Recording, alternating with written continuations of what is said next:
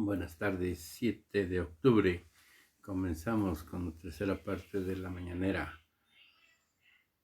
Que el tiempo ya no alcanza. Vamos a leer me dio risa esta nota de García Luna.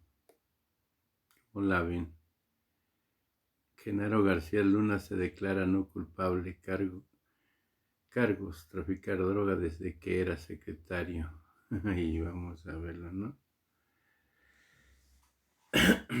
¿Cómo la ven? Fíjense.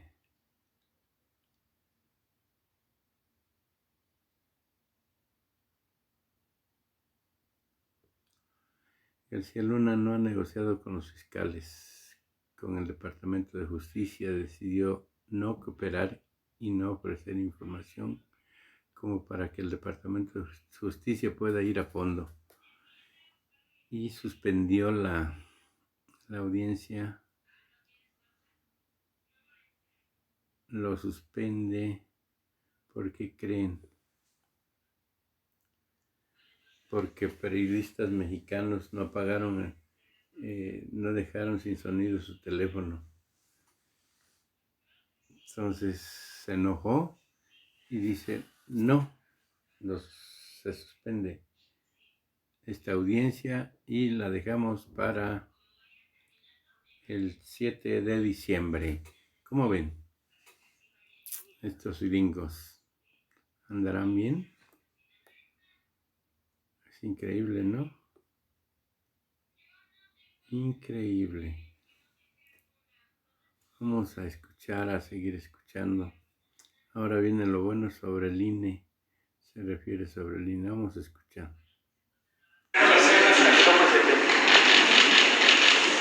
Buenos días, presidente. Judith Sánchez Reyes, corresponsal de Imagen del Golfo de Veracruz. Preguntarle, la semana pasada anunció que México iba a dar un adelanto para una de las vacunas que se está desarrollando contra el COVID-19. Saber si ya se hizo esto, cuál fue la propuesta que ustedes seleccionaron y de cuánto fue el monto. Ayer tuvimos una reunión, el secretario de Salud, el doctor Alcocer, el subsecretario Hugo López-Gatell, el secretario de Hacienda, Arturo Herrera, y el secretario de Relaciones Exteriores, Marcelo Ebrard, para tratar ya en definitiva el asunto de la vacuna por los tiempos y para que México sea de los primeros en tener la vacuna, en disponer de la vacuna. Y ya ayer tomamos una decisión y vamos a informarles el martes próximo, aquí, en la conferencia de la mañana. Ya se hizo una selección, ya se están haciendo contratos y vamos a informar al pueblo el martes próximo. Es muy buena tu pregunta, porque me permite pues adelantar eso. Ya tenemos la disponibilidad de los recursos, volvemos a lo mismo, o sea, van a desaparecer los fideicomisos, pero tenemos afortunadamente finanzas públicas sanas, tenemos disponibilidad de recursos para dar los adelantos que nos están pidiendo para la vacuna. Entonces vamos a informar el martes. Bien. La siguiente pregunta, presidente, dentro de las reuniones que tiene usted de manera cotidiana con el Gabinete de Seguridad, ¿cuál ha sido la evaluación que se ha hecho sobre estos acontecimientos violentos que se han suscitado en diversos estados como Morelos, Guanajuato? De hecho, ayer mismo en San Luis Potosí, se dio a conocer el asesinato de 12 personas. ¿Cuál es la evaluación y en su caso, cuáles van a ser las acciones para, pues de alguna manera, evitar se sigan replicando estos estos hechos que, bueno, pues tienen el sello del crimen organizado. Sí, estamos atendiendo estos estados. En el caso de Guanajuato, queda de manifiesto que cuando se trata de crimen organizado no es suficiente solo detener a los jefes de las bandas, porque surgen otros o llegan otras bandas, se apoderan otras bandas, no hay vacíos, los llenan. Todo esto sucede porque se descompuso mucho la situación en Guanajuato en los últimos tiempos. Mucha descomposición abajo. Se dejó crecer el problema. Se omitió o se toleró. Y ahora es un asunto ya grave. Lo estamos atendiendo. Hay muchísimos elementos de la Guardia Nacional trabajando allá, pero sí en los últimos días ha habido muchos asesinatos.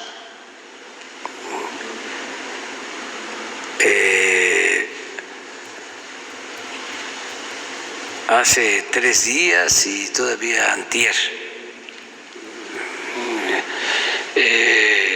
asesinatos entre grupos de las bandas. Ayer, a diferencia de 2 días anteriores, fue una cosa extraña. Después de tener en promedio 20 en un día, ayer hubieron 4. No estuvo Guanajuato entre los primeros. Ojalá y esto continúe así. Pero bueno, es Guanajuato. San Luis es reciente, es otro asunto. No estaba así. No es el caso de Guanajuato. Yo espero que mejore. Estamos atendiendo todo esto diariamente. Se está fortaleciendo la presencia de la Guardia Nacional en estos estados y constantemente estamos revisando lo que sucede. Sí tenemos información y sí estamos actuando. Bien. Y en otro tema, presidente, ¿cuál es? A ver, si no pones lo de ayer, pues para que vean cómo medimos diario. Mire, no les hablo al tanteo.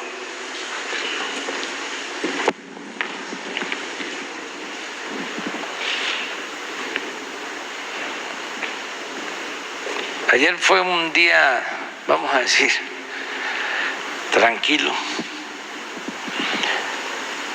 65 homicidios. Y en 11 estados no hubo homicidios. Pero fíjense, eso es muy raro, lo de Chiapas. Ahí nunca aparece Chiapas, así. Hubieron hechos que se registraron en Chiapas. Si les muestro, a ver, vamos a ver la anterior, si la tienen. La antier.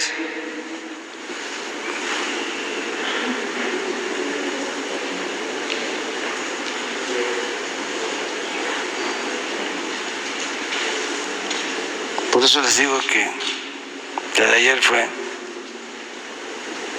aquí, desde que amanece está uno. Miren eso. Miren, este es uno de los días más difíciles que hemos tenido.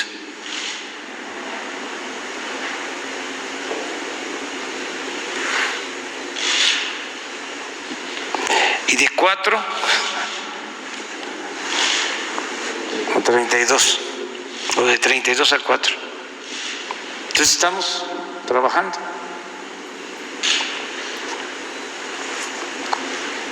Y aún 2 estados ese día sin homicidios. Y ayer en 11, y hubieron menos. Lo que hablabas de Guanajuato y San Luis, ahí está. Muy bien. Bien, el siguiente punto, presidente, con respecto al apoyo a los pescadores, tenemos conocimiento, por ejemplo, que ese grupo de trabajadores del mar, en lo que tiene que ver con el Golfo de México, siguen esperando el apoyo del diésel, que se les da el diésel marino precisamente para hacer la captura de camarón en esta temporada. Y por otro lado, en Sonora, específicamente en Bahía de Lobos, los pescadores denuncian corrupción en la entrega de los permisos a embarcaciones menores. No sé si ahora en su gira de este fin de semana tuvo oportunidad de conocer, bueno, en este caso, este tema, y en general, ¿qué apoyo se está dando a estos? Me lo plantearon lo de los permisos. Quedamos en que se iba a hacer una revisión. En el caso de Sonora me hablaron de los permisos. Debe ser lo mismo que tú estás planteando ahora. El caso del diésel estamos haciendo una revisión por lo mismo, por el mal manejo que había de subsidios. Sí, en el caso del diésel para embarcaciones se quedaban las grandes embarcaciones, sí, con todo el subsidio. Grandes empresas que por respeto no las señalo, pero ya eso no se puede. Entonces, ¿qué hicimos? Estamos entregando de manera directa a los pescadores el apoyo. Bien, y nada más finalmente, presidente, ¿qué opinión le merece los comentarios del Fondo Monetario Internacional que pide a México posponer el proyecto de la refinería de Dos Bocas y recomendó destinar los recursos pues a sectores más esenciales? Pues es el fondo. ¿Qué más puedo decir? Es que antes los del fondo eran los que dictaban la política económica. Se firmaban hasta cartas de intención con el fondo y ellos decían qué tenía que hacer México en materia económica. ¿Y saben qué recomendaban? Privatizar, aumentar el precio de las gasolinas, de la energía eléctrica. ¿Saben qué recomendaban los del fondo? Porque a lo mejor ya se les olvidó, de que se privatizara la educación, que se privatizara el manejo de las pensiones. Eran los jefes de jefes. Ya pasó eso. Nosotros los respetamos mucho y nunca vamos a estar en contra o enfrentando. No les vamos a dar ninguna recomendación a ellos, porque va a estar muy difícil que nos hagan caso. Entonces lo único que les pedimos es que nos respeten, que somos libres y somos soberanos, y que ya no son los organismos financieros internacionales los que dictan la política económica en México, como era antes. Ahora, si quieren hacernos recomendaciones, pues yo también les voy a mandar mi pliego petitorio, para que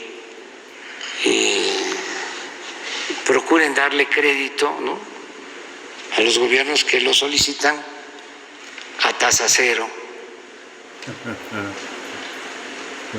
que ya dejen de estar rescatando a las grandes corporaciones y rescaten a los pueblos. En fin, que dejen de estar solapando a gobiernos corruptos.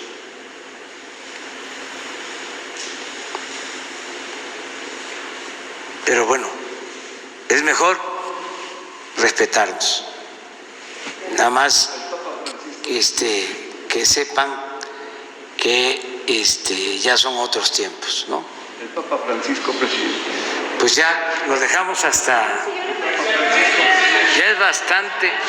Tú vas mañana primero. Ah, pues de una vez, sí, es para Encina, de una vez. De una vez ya. Qué bárbaro, presidente, yo le dije del tema y no me quiere dar la palabra.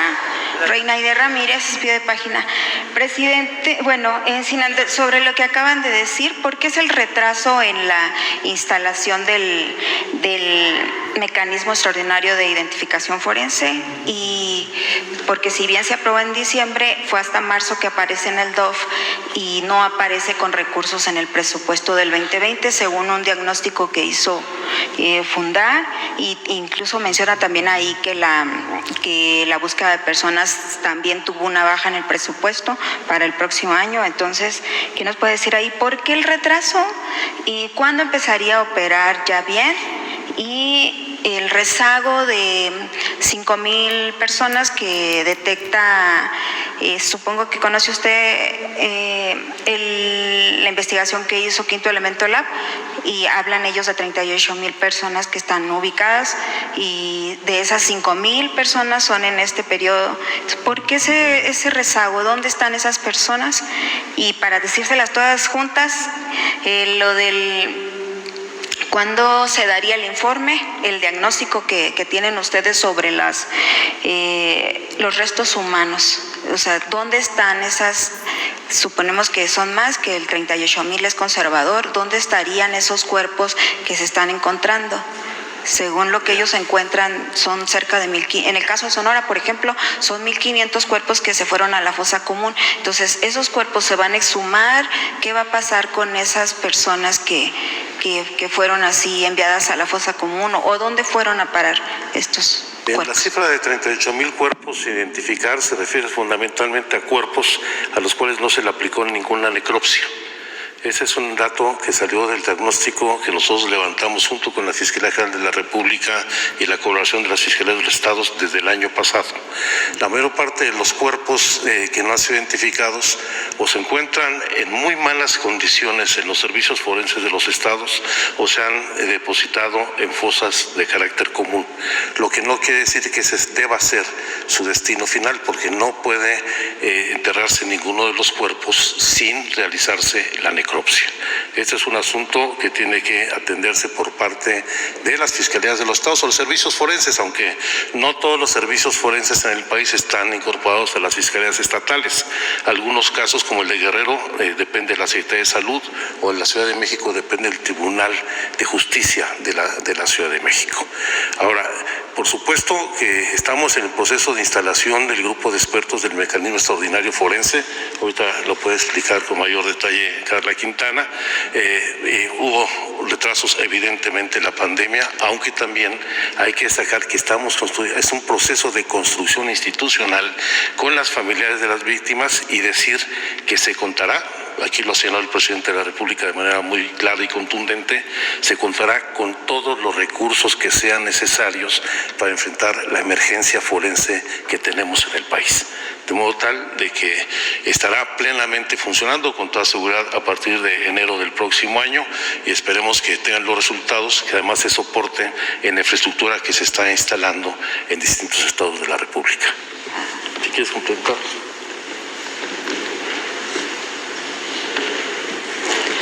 En relación con el mecanismo extraordinario de identificación forense, efectivamente fue aprobado por el Sistema Nacional el 5 de diciembre del año pasado.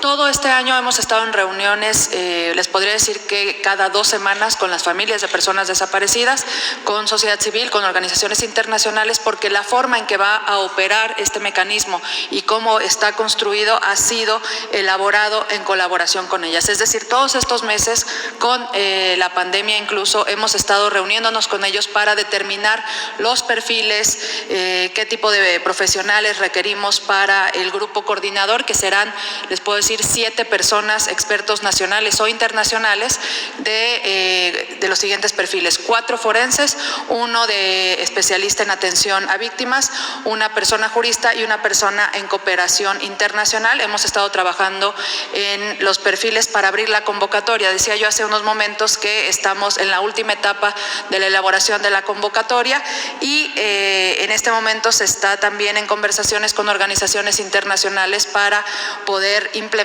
inmediatamente y elegir a estas 7 personas para poner en marcha inmediatamente el mecanismo. Y como decía el subsecretario, y por instrucción del presidente, habrá los recursos necesarios y suficientes para la implementación de este mecanismo extraordinario de identificación forense. Eso es independiente del fortalecimiento al que nos hemos referido, que a través de la Comisión Nacional de Búsqueda y de la Secretaría de Gobernación hemos hecho a los diferentes estados, como ustedes lo han podido observar.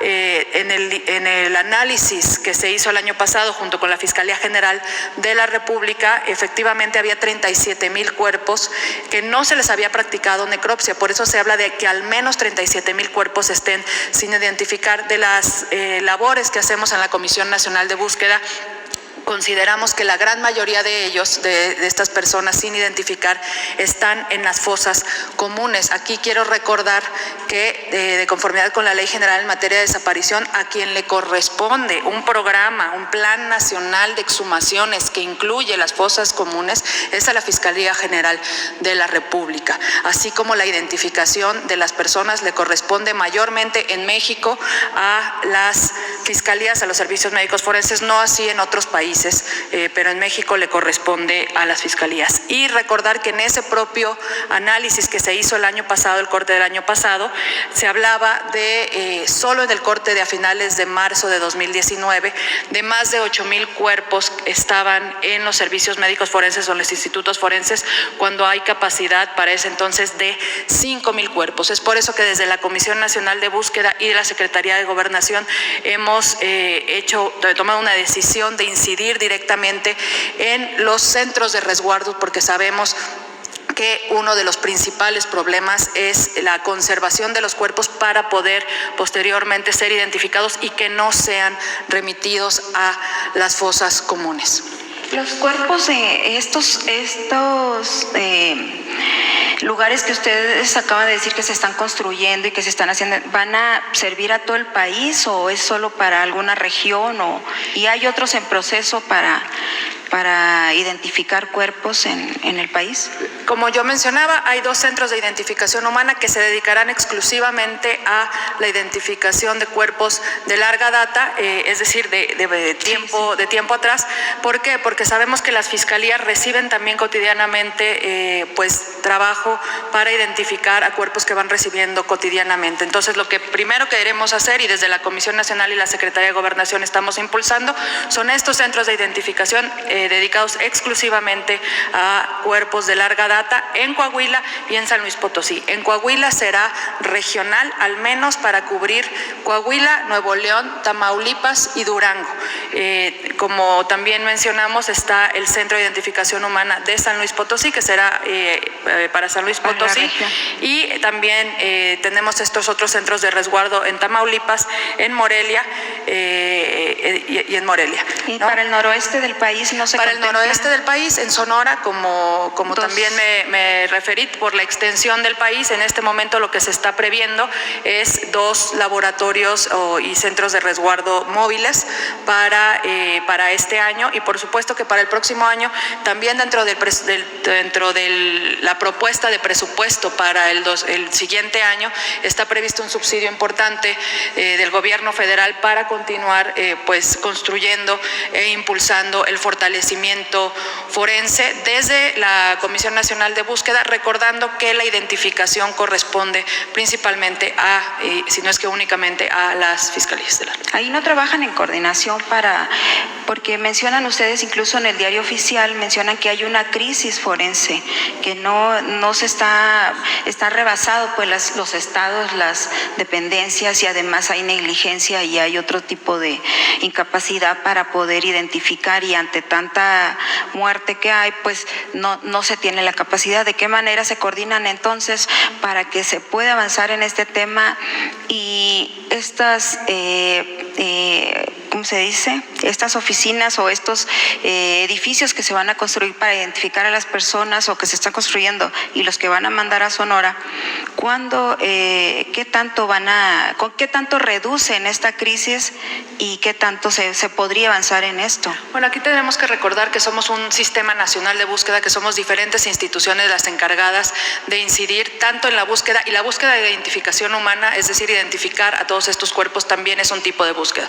Por eso el protocolo homologado genera obligaciones y destaca obligaciones particulares tanto de las comisiones de búsqueda como de las fiscalías, que tenemos que trabajar de manera coordinada. Ante su pregunta concreta, estamos trabajando en 2 vías, como ya nos hemos referido. Por un lado, en el fortalecimiento por parte de la Comisión Nacional, a lo que me he hecho referencia, y eso seguirá así también el próximo año, también a través de capacitación por parte de la Comisión Nacional de Búsqueda con la Fundación de Antropología Forense de Guatemala en los diferentes estados. También sabemos que hay un problema de base de datos genética.